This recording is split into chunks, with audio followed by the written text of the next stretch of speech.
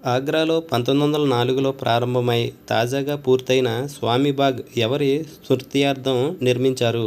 Answer శివదయాల్ Singh.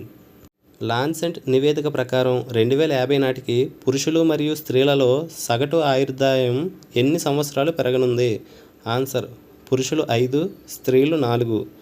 మెదడు పాడవకుండా ఉపయోగపడే క్రయోజెనిక్ ఫ్రీజర్ను చైనా ఏ పేరుతో అభివృద్ధి చేసింది? ఆన్సర్ మేడీ.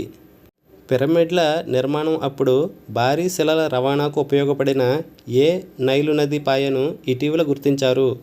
ఆన్సర్ అర్హమత్ 64 కిలోమీటర్లు.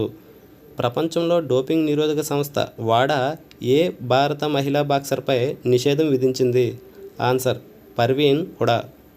సెంట్రల్ అడాప్షన్ రిసోర్స్ అథారిటీ నివేదిక ప్రకారం గత దశాబ్ద కాలంలో దేశవ్యాప్తంగా ఎంతమంది అనాథ పిల్లలను దత్తతకు ఇచ్చారు? ఆన్సర్ 36,857 మంది. సింగపూర్ దేశపు 4వ ప్రధానమంత్రిగా ఇటీవల ఎవరు నియమితులయ్యారు?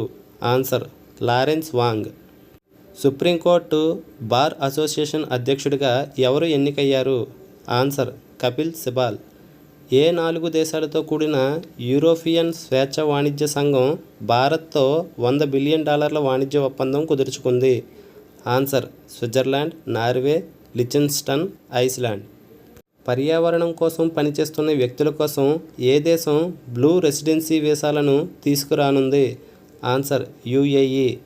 ప్రపంచ ఆరోగ్య సంస్థ తాజా నివేదిక ప్రకారం ఆగ్నేయాసియాలో రక్తపోటు బాధితుల సంఖ్య ఎంత?